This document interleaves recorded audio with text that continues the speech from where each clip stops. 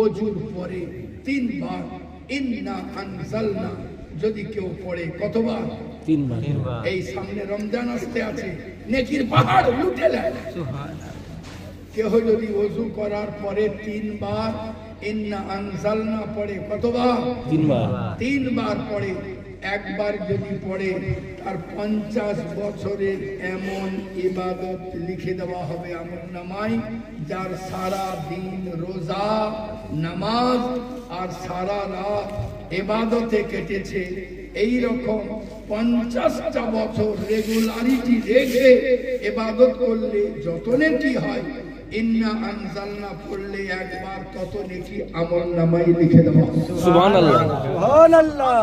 এবার এই নেকিটাকে রমজান মাসে আরো 70 দিয়ে গুণ করে দেন। জোরে বলতে হবে সুবহানাল্লাহ। 2 বার যদি কেউ সূরা কদর ইন্না আনজালনা পড়ে কতবার? 2 বার সূরা কদর ইন্না আনজালনা 2 বার পড়ে, মুসা নবী ইব্রাহিম নবী আলাইহিস সালামকে আল্লাহ যে সওয়াব আতা করেছিলেন সেই সওয়াব তাদেরকে আতা করে দেবেন। সুবহানাল্লাহ, সুবহানাল্লাহ। যদি কোনো ব্যক্তি 3 বার ইন্না আনজালনা পড়ে জান্নাত না দেখে মরবে না।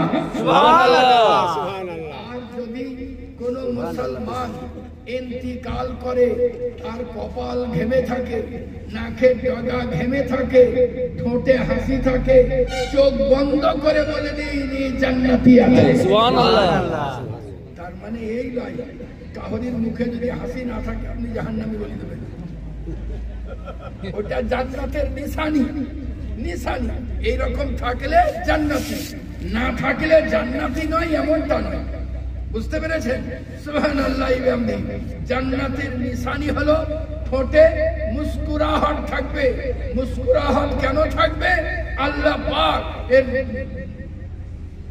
পাকের ভালোবাসনেওয়ালা ওই সকল বান্দা কে প্রথমে জাহান্নামের দরওয়াজা খুলে দেখানো হবে।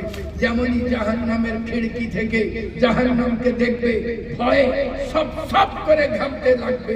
আর যেমনই ঘামতে শুরু করে দিবে, আল্লাহ তরফ থেকে ফেরেশতা বলবেন, না না ঘামার দরকার নাই, আল্লাহ এখান থেকে তোমাকে পরিত্রাণ আতা করেছেন, ওই দিকে তাকাও। যেমনই জান্নাতে খিড়কির দিকে তাকাবে, অমনি মুখে হাসি আসবে, জান কবজ হয়ে যাবে। সুবহানাল্লাহ, সুবহানাল্লাহ।